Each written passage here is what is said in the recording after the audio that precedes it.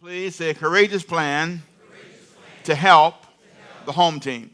This is a series this month where we're talking about how we can help your home team. The people in your family, the people that are around you, the people that you deal with every single day.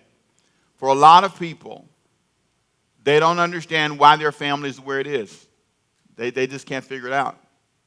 And for a lot of us, if we're not careful, especially busy people, we get so focused on doing all these other things that the home team falls apart. And what I've been doing over the last 3 weeks is laying out for you a way to help the home team. The first week of our study, I told you that the first thing you should do is you should make sure you have the right job description. I went to Deuteronomy chapter 6, verse 7, and I showed you how God told Moses rather told the people of Israel, he said, listen, here's your job description. When you walk through the land and when you're walking along the way with your children, teach them what I've told you. That is your job. And I went on to say that one of the mistakes we've made in our culture is we've made it the job of the church to train your children. We've made it the job of the community to educate your kids. It's somehow their job. Now, I understand there's a role they play. I believe that government should help. I believe in community help and support. But my main job description as a parent is to parent my kids. I can't delegate that away to the church. I can't make that somebody else's responsibility. The second thing I talked to you about was not only should you make sure that you understand your job description, because if you do, you won't spend time doing things you shouldn't be doing. You can say no because you can say that's not my job description. The second thing I told you was you got to be careful that your home team is not divided. So the first thing I said was if the home team does not understand its job description, it will hurt the home team. If your family doesn't know what they're supposed to do and not do, it's going to hurt your team. You won't do well. The second thing I said, if you are divided, if there's division in your home team, you won't survive. And Jesus said that. Now, this is very important. Matthew chapter 12, verse 25. He said this, and this is not in your notes. You might want to write it down. Here's what he said. He said, a house divided against itself cannot stand. First thing you got to do is know your job description. Deuteronomy chapter 6, verse 7. Second thing you got to do is make sure you're not divided. If your house is divided, here's what Jesus said. Your house will fail. Your marriage will fail. It will eventually fail, eventually.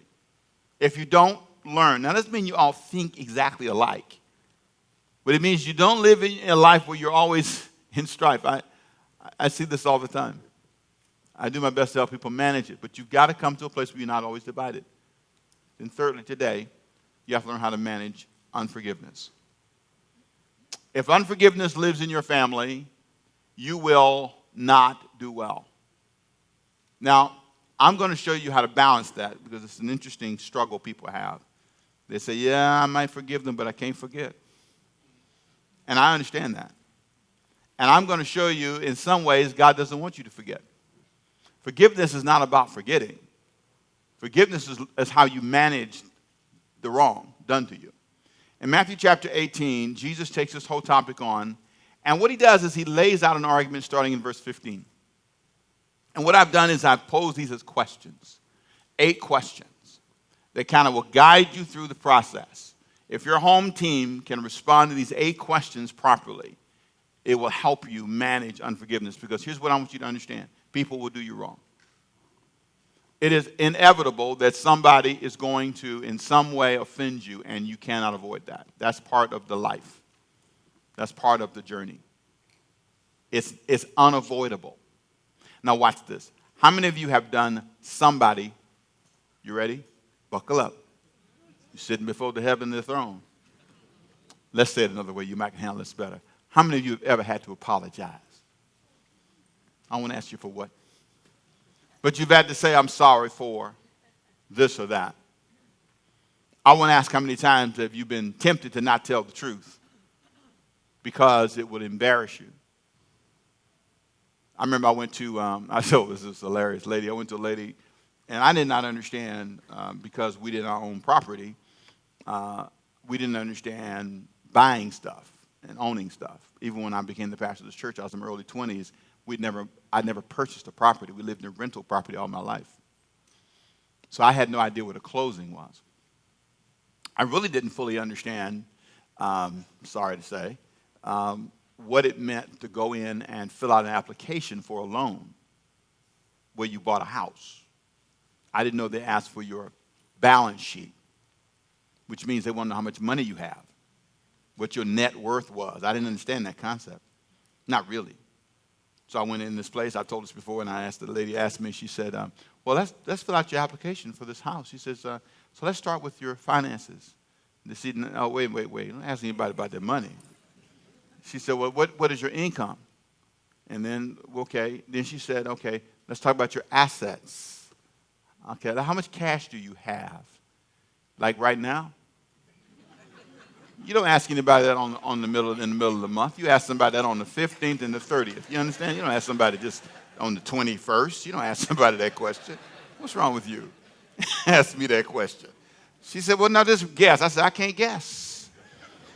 In my head, I said, somewhere between $5 and $6. I don't know, somewhere in there. Somewhere in between there. I don't know.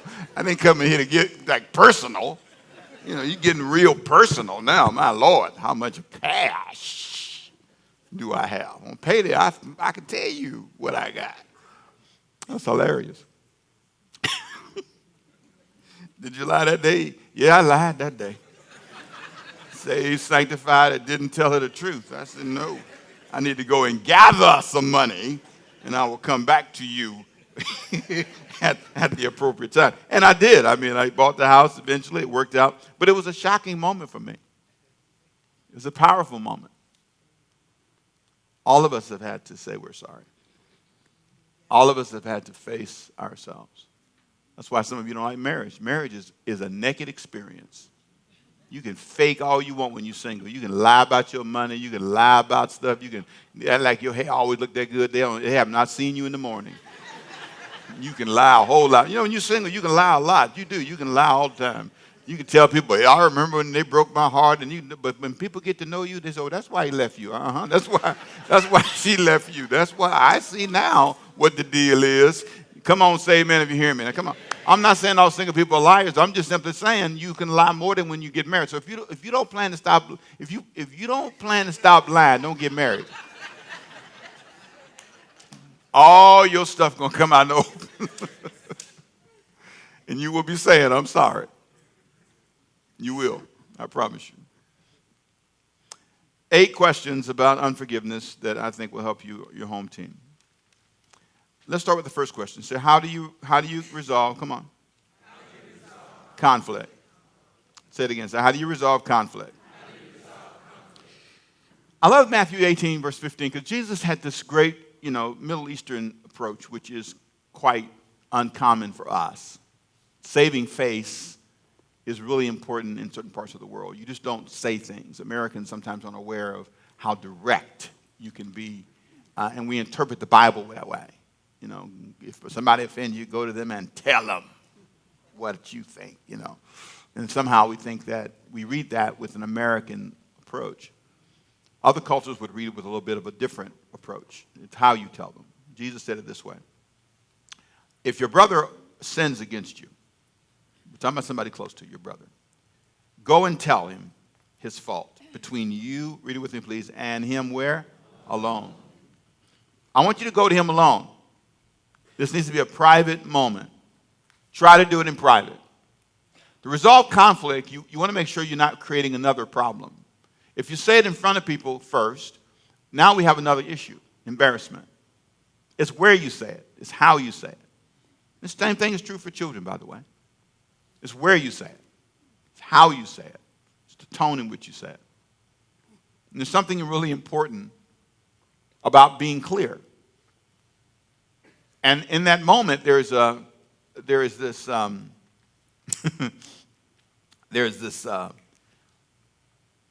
I want to give an example. It's hilarious. My little grandbaby, she did something. I said, don't do that, Melanie. She said, don't talk to me like that. Don't talk like that.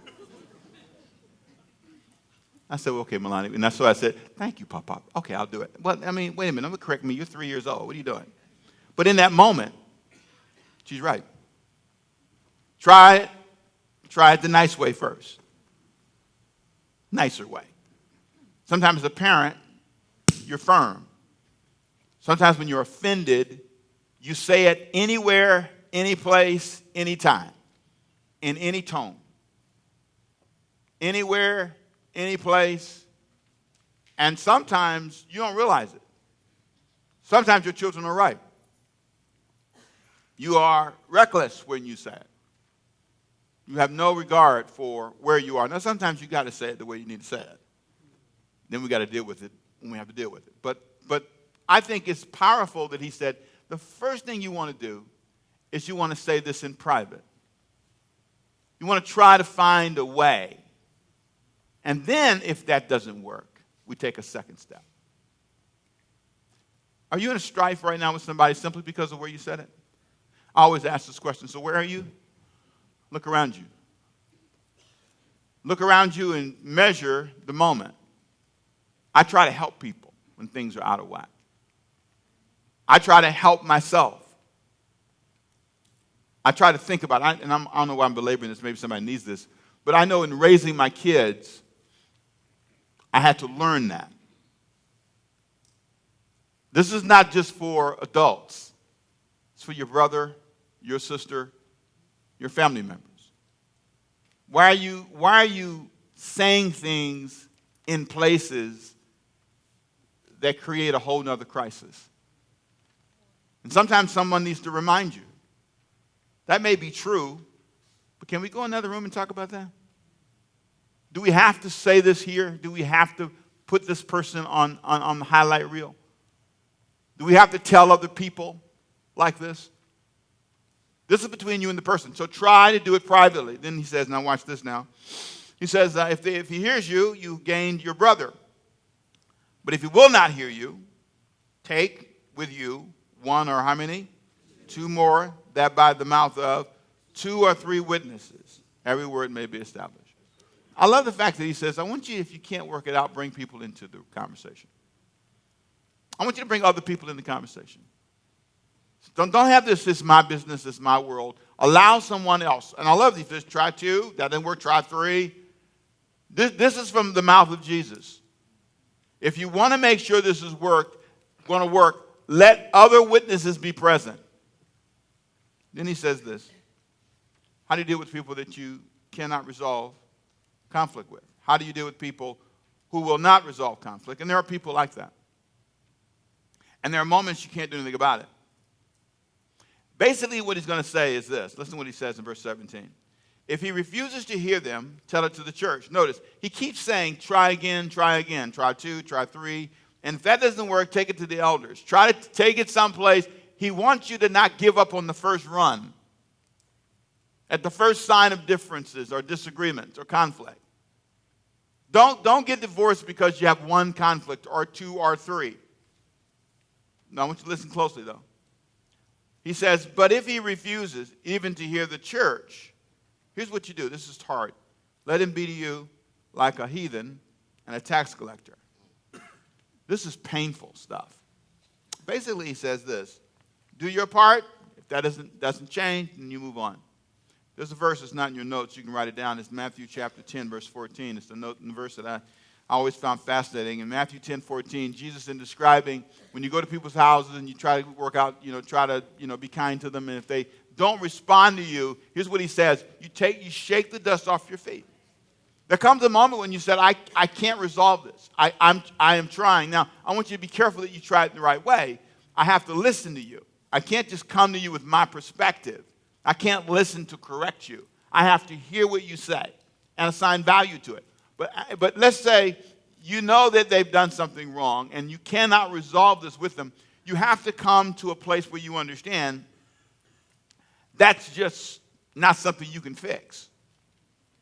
There are people who don't like me, and I don't have the power to fix that for them because they want me to be a way I can't be. I have had people who, and not a lot, but a few here and there, One time I remember, it was so classic. This is a classic. I love when people say things about you, at least that they say it with style. It's cool. You know what I'm saying?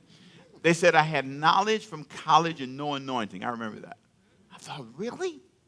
I said, that was good, man. I like that. I laughed about it. I said, really? Knowledge from college and no anointing. Now, what they were saying was that I teach too much. They wanted me to moan a little bit more. They wanted me to say, well, Jesus. And I used to do that, but I got lost. I couldn't keep I'd get lost. I'd be trying to keep up. And, you start talking fast. You don't know what you're saying. Say amen. Just say amen. That's how you get out of it. Or you start fussing at the people. You're not with me. You're not with me. No, you're not with yourself. You don't know where you are. You read this verse and you haven't talked about it for 30 minutes. That's not my fault. You the one that got up there. I'm sorry. Anyway, go on. So I adopted my teaching style for me. At least I know where I'm at. And I don't go as long. Don't say amen too much on that one, all right? So there are people that feel ways that I can't change. And I embrace that. And if I can't change it, here's what I can't do. I can't make you or it my full-time life. So that all my thoughts and all of my life is centered on changing your view. I can't do that. And it was really tragic is when that happens in a marriage. Wow. Or when it happens on a job. But here's what I love. Jesus said, if you're both willing, though, to come together and really resolve it, heaven will support you. So the third question is, how does heaven view your efforts to resolve conflict? Watch this, verse 18. Heaven supports it. Surely I say to you, that whatever you bind on earth will be bound in heaven. Or in other words, what you agree with on earth will be agreed upon in heaven. Whatever you loose on earth, whatever you say, whatever terms you come to, heaven says, I'm with it. Again, I say to you, if two of you agree on earth concerning anything that they ask, it will be done for them by my Father in heaven. For where 2 or 3 are gathered together in my name, I am where? There. I'm there. Now, here's what people often do. Now, I understand this verse is used to talk about spiritual warfare and binding and loosing. And that's okay, but that's not the main focus of the text. This is about how we get along. The context, the neighborhood's talking about how you resolve conflict. And what he says is, if you 2 can get together, if you 3 can get together, if you 4 can get together, if you in the church or however elders get together and you can come to a conclusion, he says, I support you. Where 2 of you can get together, I'm there, I'm in the middle of that. But you get to decide how you resolve this. If you want to see this lived out, look at Acts chapter 15 when the church had a disagreement in Acts 15 and they couldn't figure out what to do because there was an argument. It's also in Romans that had this big argument, about, okay, whether you should eat certain meats or whether you had to keep certain feast days. And the Jews struggle with it because they said, if you're going to be a Christian, you got to keep all the feast days. And Paul said, no, you don't. And so there was this big debate, especially around this meat thing, Can you eat meat offered to idols? So, for example, when they would all, sacrifice to different gods, they would slaughter the beef, right? Slaughter the meat. And then some people would offer it, and killing it, they'd offer it up to Zeus. And then they'd sell it. And so, some people said, look, shoot, I don't believe in Zeus. That meat's a good price. I'm going to buy it. Give me some Zeus meat today. I don't care. And they were Christians. And so they said Christians should be buying meat that was offered to Zeus. And so there was a dispute. And so they had to come to a conclusion. So what I love is that God says, I'm not going to come down and solve this. I want you to sit together. And I want you to come to a conclusion. And whatever you bind, whatever you loose, whatever you agree upon, I'm there. See, all you 2 have to do is sit down and agree. All you have to do is sit down, and heaven supports that effort. But you've got to make the effort. I won't be there if you 2 won't agree. Fourth thing he says, which I think is important, is he shows us the boundaries of forgiveness. I think the boundary is important because some people really think forgiveness means I can do anything as long as I want to. And there are no boundaries. So how often should we forgive? I love the response that Jesus gives in chapter 18, verse 21. Peter said to him, Lord, how often shall my brother sin against me and I forgive him? How about 7 times? Up to 7 times? How about that? Now, you got to understand when he said that, and I gave you a hint of this last week, he was really doubling what the rabbis would say. The rabbis would say 3 times. So Peter said, how about 6 plus 1? He knew Jesus was going to say, Peter, slam dunk answer, but he didn't. Here's what he said to him. He said, Jesus said to him, I did not say it unto you up to 7 times, but say it with me, please. Say up to 70 times 7. 70 times 7. That's 490 times. I want you to forgive people 490 times. Now you might go, wait a minute. So you mean you can steal my car 490 times? You mean you can you can borrow money 490 times and not pay me back? You know, sometimes people interpret things and it makes Christians sound wimpy. That's not what he's saying. He's not saying be passive, be wimpy, be a doormat. Here's what he's saying. He's saying, don't set a limit. I'll get to the good part in a minute. Hang with me, I promise. I'll balance it out for you in a minute. How many times have you done things wrong? 491? How many times have you been, how many times? Fill in the blank. I want you to notice, he wants Peter to understand that you need to elevate your vision of forgiveness. And you know how to manage forgiving people. So let me give you a balance. How do you manage forgiving people when it's unsafe? When it can harm you? So, Pastor, I get this part about forgiving, but if I let him back in the house again, if I give him the money or give her the money, if I let them back, they're violent, where do I draw the line? And you believe it or not, in Genesis chapter 3, verse 22, God shows us in his own example how he responds to people he's forgiven. Adam and Eve in chapter 3 had sinned. Adam and Eve had partaken of the forbidden fruit. And then in chapter 3, verse 22, after they had said they're sorry, after they were forgiven, this amazing thing happens. He puts them out of the garden. Chapter 3, verse 22. Then the Lord said, behold, the man has become like one of us, to know good and evil. And now, here's the concern. Read this bold part with me. Lest he do what? Put out his hand and take also of the tree of life and do what? Eat and live forever. That's the concern. If I leave man in this garden, it will get worse. He can no longer stay here. It's not safe. Even though he's forgiven, here's what God did. Verse 23. Therefore the Lord God sent him out of the garden to till the ground from which he was taken. And verse 24 says a very interesting word. He drove. Man wouldn't leave on his own. He drove out the man. Imagine the day that God came and said, you've got to leave now. This is an eviction. You can no longer live in the Garden of Eden. I can't let you live in a comfortable place. You can't have this job. Not anymore. Sorry. This is tough. This is the difference between leadership and failure. He drove them out. He loved them. He forgave them. But he said no. Watch this now. And he placed cherubims at the east of the Garden of Eden and a flaming sword which turned every which way to guard the way to the tree of life. He wanted to make sure they didn't get back in to this tree of life. So let me explain a couple of 3 things to you, first of all, so you don't get lost here. Number one, let's understand that the whole purpose in this is to protect them. He's not trying to hurt them. He's trying to help them get better. And he knows that it's unsafe for them to stay in this garden. See, God wanted them to know the difference between good and evil. When they bit the fruit, it was a statement of rebellion. I'm going to live my way, do it my way, no matter what you say. That's what they were saying. Adam and Eve both partnered in this. Adam was there when the serpent was talking to Eve, because the Bible said he gave her, once she bit the fruit, she turned and gave it to Adam. Didn't have to go get him. He was there. He's present. Like a lot of men, sitting there in silence, watching your family go down the tubes. And then acting surprised when everything's a chaotic mess. It's in that moment that God turned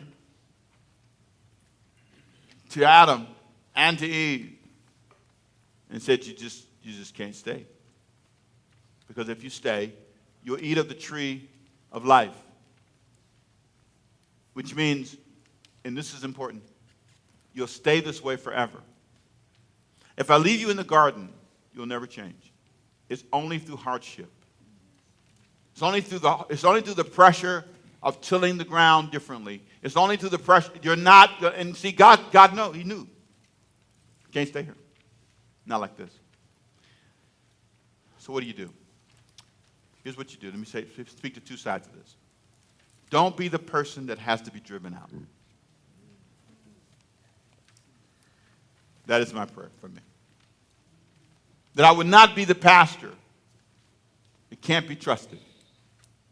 And God has to say, you know, Rick, you've had a good run, but you're watching pornography behind the scenes, you're sleeping with women behind the scenes, you're lying to your wife, you're lying to the church.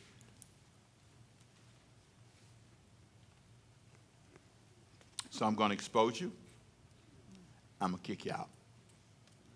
You can't live in your garden anymore. You're stealing from your job. You're not living up to the standard of your title. So I'm going to expose you. A lot of what you see is God. A lot of what grieves you is God said, I gave him a whole year, 2 years. I gave him 20 years. I gave him all kinds of stuff. Especially when he's a teacher of the word. You're counseling other people about your problem. Adam knew better. Eve knew better. This was a willful decision. This was not an accident. They didn't stumble into this. They decided. And I want you to hear me. That's why people who decide like this scare me. Because I know what's going to happen. Sometimes when they come to me, I know what happened. God drove them out of their garden. And because they would not, no matter what, stop. And so, sometimes God will remove you. Flip the switch, though, and answer this question. This is number 5 on your list. Have you ever been the person who needed to be forgiven? There's a word missing in your notes, by the way. Sorry for the you we forgot. Have you should be a you there. Needed to be forgiven because you owed too much. What I love about Jesus' discussion about this whole forgiveness thing is he says there's two sides. The person who was offended and the person who offended. And if you've ever been the person who did the offending, you have an interesting perspective. And here's what he said about that. Verse 23. Therefore, the kingdom of heaven is like a certain king who wanted to settle accounts with his servants. And when he had begun to settle accounts, one was brought to him who owed him 10,000 talents. But he was not able to pay. His master commanded that he be sold and that his wife and children and all that he had and that payment be made. Now, if they, you know, there used to be something called debtor's prison. You know that, right? When you owed, a lot of you, they would put you in jail. They came and got you. And in certain parts of history, they would get your children and your family and everybody went to jail. And you had to work hard labor, and hopefully one day you'd get out. But that's how they resolved debt. So that's what was told to this guy. The Bible Knowledge Commentary, I put a note at the bottom of your notes. I call it Deeper Look Study Notes. It gives you the quote from the Bible Knowledge Commentary that talks about this whole section. And explains that when you look at what the guy owed, 10,000 talents, literally the Bible Knowledge Commentary calls it millions of dollars. He wants to he doesn't say an exact amount, just millions of dollars. How do you owe millions of dollars in this culture? I don't know. Maybe he was an entrepreneur, got excited, got happy. I don't know what happened, but some way he owed this guy millions of dollars. And so what happens, look at number 6 in your notes, Matthew 18:26. Amazingly, this guy gives him another chance. The servant therefore fell down before him, saying, Master, have patience. Read it with me, please. Master, have what? Patience with me. Look at this. Master, do what? Have patience with me, and I will pay you all. How are you going to do that? You can't pay this back. Verse 27, then the master of that servant was moved with compassion and released him and forgave him the debt. That is astonishing. Wow. Wow. Wow. All of a sudden, have you ever been the person who was wrong and then all of a sudden it turned out and worked out for you? Have you ever been in that place where somebody walked in and said, hey, let me give you another chance. I'm not going to fire you for this offense. You ever been stopped by a police officer, lights on, you praying, oh God, oh God, oh God, and then he says, you know what, I'm going to let you go. It was amazing. I remember one time I got stopped, and I really didn't see the light change. And the guy, he looked at me, and then, it's like, okay, if you're going to stop Pastor Rick, don't put the lights on in front of the department store. I tell you, if you remember Service Merchandise is, right, it used to be, I was right at the front door of Service Merchandise. And he had the blue lights on, and I'm thinking, can we pull over? People are coming out looking at me, sitting in the car. Oh, there's the preacher man on TV. Look at him. They must have finally caught him. Anyway, so I'm sitting there, man, and he looked at me, and I had this. I said, he said, you ran the yellow light. I said, I did. I said, I thought it was. And he looked at me and he said, you know what? You really didn't see that, did you? I said, no, I didn't. I'm going to give you a break today. I said, God bless you. Today. In Jesus' name. May heaven fall upon you, boy. He let me go. It was great. Wrong, but given grace. Part of it was tied to a good attitude. Why are you stopping me? You're just trying to see. That's how you get in all kind of places you don't want to get. When you don't have the power, be quiet. Come on, say amen, right?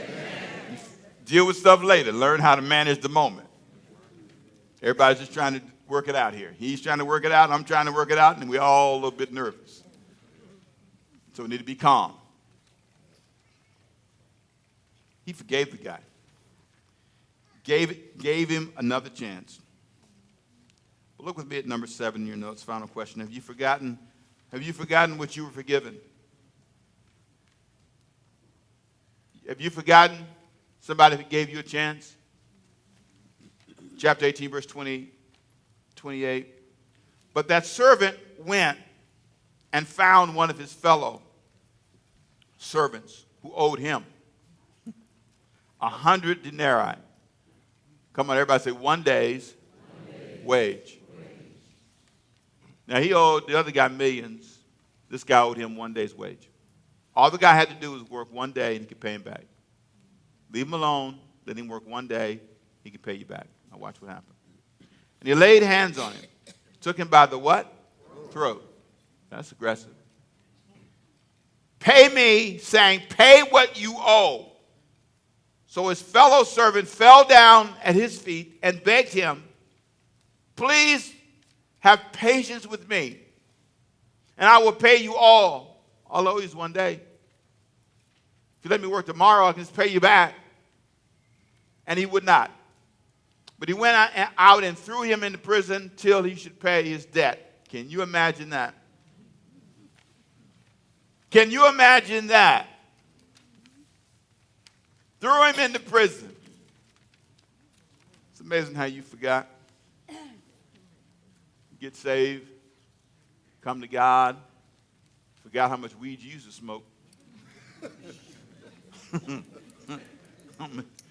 Yes, they're still looking for you, stuff that you did. Nobody know you did. Oh, yeah, come on, smile in church now. In Jesus' name, thank God. Act like you have no clue that you've been wrong. You have been wrong. You have been wrong. You may not have done anything criminal, but you have been wrong. You have been wrong. Your mom and dad don't know all you did. Come on, you didn't tell them everything. Come on. My mama still don't know. Today, a few things. Maybe she looked it up when she got to heaven, but I didn't tell her. No. Oh, Jesus, help me, God. That one was hilarious. Matthew 18:31. So when his fellow servants saw what he had done, they were grieved. When other people saw what he had done, they were grieved. And they came and told his master all that he had done. Then his master, after he had called him, said to him, now watch this now. Other people saw it, went and told the guy he owed money to, and here's how the guy described it. This is important. Let's look at Pastor for a second. When you got to get this right, and you got to put this in the right box. You got to put this in the right box, okay? I'm not telling you to let anybody abuse you endlessly. There's a time when they can't stay in the garden. You got that part? Say amen if you do. Amen. But there is a time when you, if you're not careful, can forget that you are not perfect. And when his master called him back in, he described him as wicked. It's a pretty strong term. He said, "You wicked servant, I forgave you all that debt because you begged me. Should you not also have had compassion on your fellow servant, just as I had pity on you?" And his master was angry and delivered him to the torturers until he should pay all that was due to him. So my heavenly Father will also do to you if each of you in your family from his heart does not forgive his brother's trespass. Final thoughts. Don't be the kind of person that refuses to change and has to be driven from a garden. And don't be the kind of person who forgets that you sin too. Father, help us today. Find the balance in our lives as we engage with each other. I pray that the Holy Spirit would help us know when this is something we can't redeem. This is a moment that we don't control. Because no matter what we do, no matter what we say, we can't make people change. There's a moment when God is the only one. But there are moments, Lord, when I need to let it go. And I need to, in my heart, even if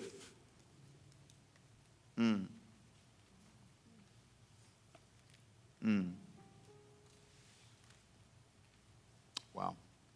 Even if it can't be. Look at me for a second. I struggle in this prayer because as a Christian, we are absolutists sometimes. You can't see two things. So if you work for me and I'm your boss, if I'm a Christian and I love you and you make me lose $100,000, forgiveness means I let you stay. Not really. Don't mean that. Forgiveness doesn't mean you don't go to jail for that. It doesn't mean that. Grace sometimes allows you another window. You got to balance this out, and it is about choosing. It is. That's why I love the idea. He said you call the elders, you call 2, you call 3. That sometimes you need a group. You need group counseling to decide. You hit me, okay, and you said you're sorry, okay. So we need to go get counseling.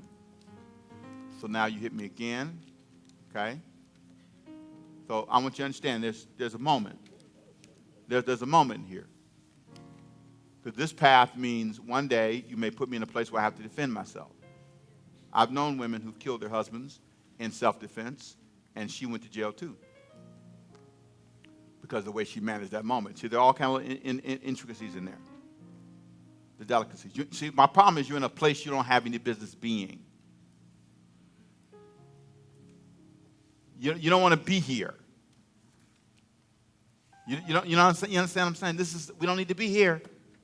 Because I can't control what may happen here. You can't control what may happen here. You may hurt me and not mean to. I've seen that. I've seen this happen.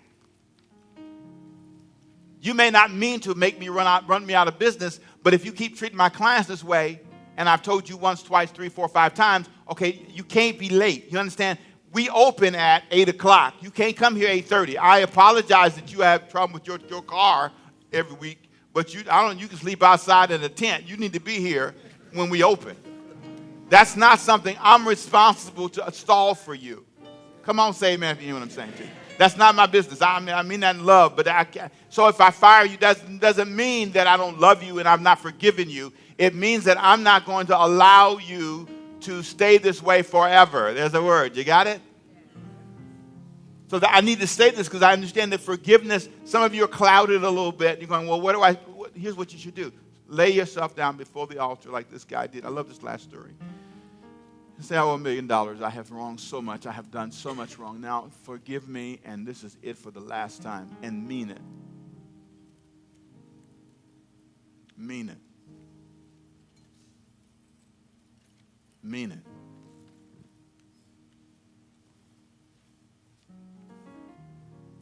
You gotta mean it. And if you need help, if you need support, so you need the right pieces. Sometimes you need people in your life. I'm this way because I don't have the right people surrounding me, the bookends. You know, for me, it's reading and praying, it's being in the Word. It's those things are bookends for me. They hold me stiff. They hold me tight because I'll ooze, get angry when I shouldn't be, say things I shouldn't say. But if I stay tight, I'll be okay. I won't need to be forgiven so much. So, Lord, I don't know where this lands in everybody's mind, but I pray that what I've said, your word would just make it come alive for them. Because somebody needs to be forgiven and somebody needs to forgive. So today, for the family team to survive, they've got to put this in balance. But I pray above all that when they leave here, here's one thing I pray. I pray that all can be forgiven today and that we can have a brand new start. And I pray that no one has to be driven from the garden. And I pray, God, in Jesus' name, that your word would come alive in their hearts today. And they would leave here and say, this helped me so much. In Jesus' name.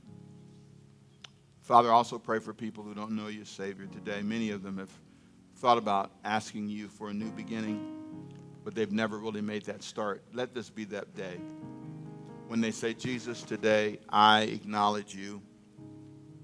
I need you in my life. And I ask you to be the Lord of my life. And I ask you, Lord God, to do for me what only you can do. Save me and forgive me. I don't deserve to be in the garden, but I thank you for a chance to stay.